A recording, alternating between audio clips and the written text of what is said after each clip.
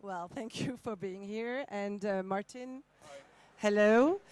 For those who are not familiar with your name or those who live in a cave, you are one of the leading documentary photographers of our time.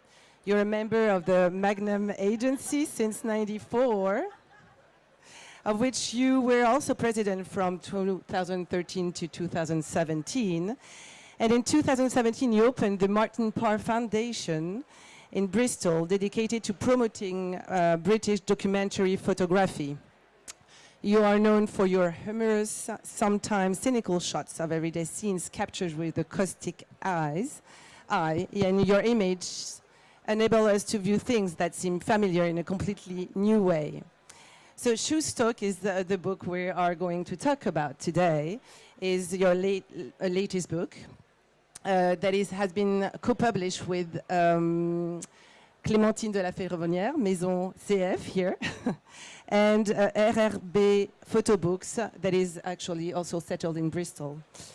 Shoestock is one of your most striking color series typical of your Anglo-Saxon vernacular production. It all started in '92 as part of a commission by the Telegraph magazine. The final publication consisted of 16 pages with over 44 images of 94 images and an article from the British journalist Robert Cheshire, who actually also writes in the book. So first question would be, why did you choose to publish a book of this series after so many years? Well, the answer to that is because we never really thought about it. But it was known to a publisher in Bristol called Rudy Tomez, and he liked the work, and he's always been saying to me, we should publish this set of pictures. And finally, the time came round, it felt like the right time to do it, 30 years after the commission. And back in the 90s, I was doing a lot of work for magazines, and I had a particular relationship with the Telegraph magazine. They had a very exciting art director, and we sat together and made up this idea of photographing one village for a period of 1 year. So we chose a village very near to Bristol, where I live, maybe 12 kilometers away. Which you knew already, though. Which I'd been through, but we first looked at all the villages around Bristol, and we chose this one. It had a pub, had a post office, had a school, had a church, had all the things that you want in an English village. And then we went there, and I would go down maybe once a week, and the writer would come once a month, and we then produced this set of pictures. And then they were published in the magazine in February of '93. And when we did that, we had an exhibition in the village hall. We invited the whole village to come. We gave them all a copy of the magazine, which had 16 pages of work by us together. And it was a great party. And over that weekend, we had an exhibition, and people could come in and order prints off, like for £5 each. And then just recently, we did a talk in the village hall. We invited everybody along, and we had a good turnout from the village. And I showed every picture in the book. And as they went through, they would say, "Oh, I think he's dead now." And no, she moved away 10 years ago. Oh, he had an affair with... So I got a commentary on everybody in the book, which is quite fun, really. And for me, it's part of my archive about British life. I've been living in Britain for many years, and I've spent 50 years photographing there. And I guess I'm aiming to produce this archive of my time in Britain. And this is a very good addition to village life. I've done cities, I've done towns, I've done middle class, I've done working class, I've done the upper class. So I'm slowly but surely putting together an archive of my relationship to Britain through photography. And that's a very long answer, wasn't it? Yeah, but it's actually, I don't have any questions anymore, thank you. We finished, by the way. How did, we know actually your ironic, images and the way you, of course, produce them and the visual. Oh, is there some pictures of it? Yeah, it's a PDF of the book, actually. And so how did actually the inhabitants reacted when they saw your images? Did some... First time or second time? Both. Well, first time, I guess, people like being in the magazine. A few people maybe didn't like their representation. And second time, people got more obsessed with who had died and who had changed and who'd moved away. So I think, you know, we sold quite a few books the night in the village hall when we did the slideshow. So I'm very happy that we took the work back to where it belongs, really. So although here we are sitting in Paris with the French edition, I mean, they couldn't believe, the villagers, that there's a French edition of this book. They thought I was completely mad. That's actually the question. Why a French edition? Well, you asked Clementine. I mean, she very kindly, you know, who's my gallerist here in Paris, and she likes to publish books, so she sort of did it. And thank you, Clementine, for doing that. It's nice to have it. You've got to remember, I'm more, you know, I have more popularity in France than I do in England. You think? Yes, I think the French like me because I take the piss out of the English, and it saves them doing it. Yes, there's this French edition by Clémentine de la Ferronnière and an English edition. It's two different versions and two different books. We know your relationship with books, Martin. It's very big, yes. It's huge, even. You had more than thousands and thousands of books you collected. How started actually your passion for books, for photo books, and what kind of photo books actually you were more interested in? I guess my passion started because I love photography, and there's no better way of seeing photographs and books. I mean, look at the energy you have here in the book section. It's quite remarkable. And I remember I was very excited because I think back in the mid-'80s, I was able to buy Les Américains for, you know, not much money, like 300 euros maybe, of the original edition of the Robert Frank book. And as I was working then for Magnum, I got more income, so I was able to afford more books, and it just took off. And I think the other thing that really motivated me is I think in the history of photography, the photo book has been underrated. I think now that balance has been reselected. But back in the day, you know, it's us photographers that love photo books. And the people, you know, photographic history is a very fluid thing. It's changing all the time. And the people who write photographic history aren't as obsessed with books as we are. So that's why, if you look at the earlier histories of photography, books are hardly mentioned, which to me is a real crime. And when I went to places, you know, because I travel a lot as a photographer back in those days, you know, I went to places like Japan, I couldn't believe how good the books were. So in the 60s and 70s, we all know now they produced remarkable books.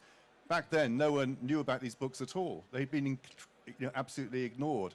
And I think that shows the arrogance of America and Europe to think that they did the best work and they just dismissed the rest of the world as not being particularly interesting. So, you know, going to places like Latin America, going to Japan, going to China, revealed a whole hidden history of the world of photography, which had previously been hidden to us by the photographic historians. So I think they deserve to be told off. And I'm glad now that no one can ignore the role of books in photographic culture.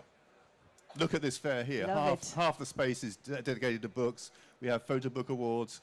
I hope everybody here has bought a book, and they're all coming to Clementine afterwards. Otherwise, I don't want to talk to you at all, okay? C32, for those who wants to come.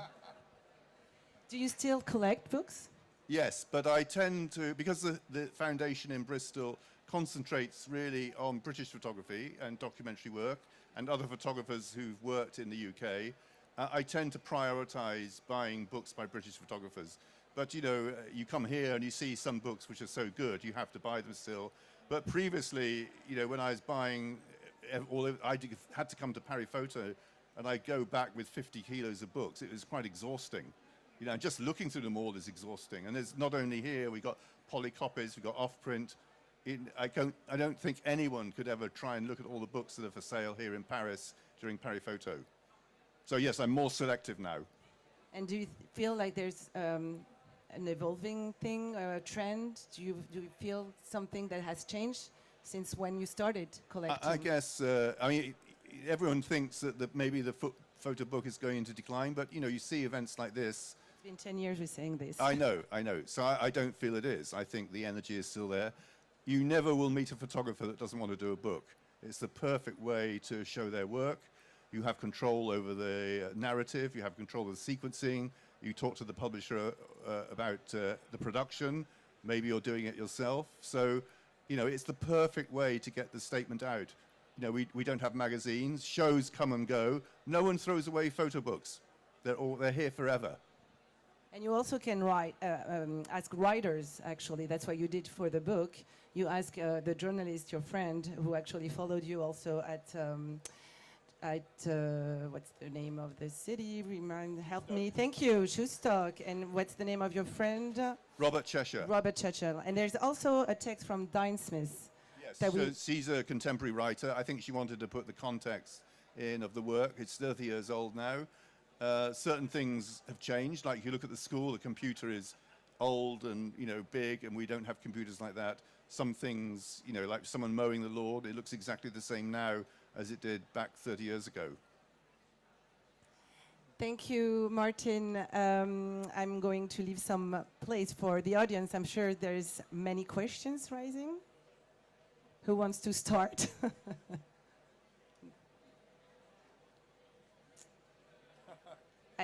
It's an occasion. This is also the concept of the artist talks. It's 15 minutes on the publication and 5 minutes with the audience. It's really the opportunity. But maybe Clémentine, you want to start to ask a question to Martin?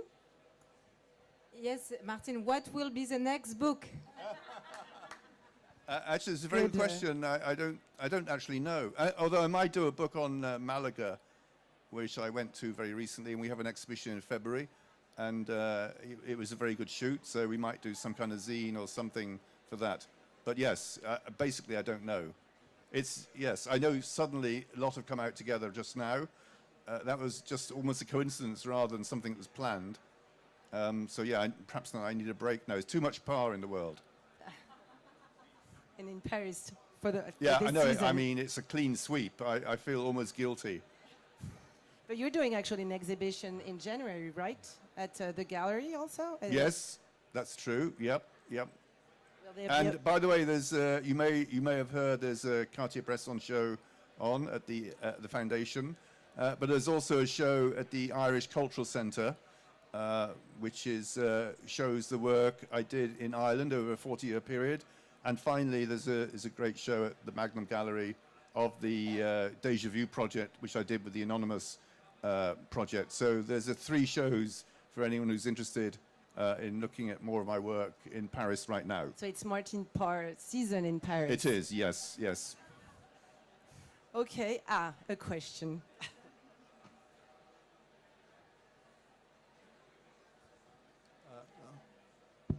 Hello. Yes, since you're doing so much in Paris, I tried to read a little bit about your work, but I hadn't realized that I hadn't come across anything that you've done in Japan. Can you explain what books or other material you produced on Japan? Thank you. I've done 2 books on Japan.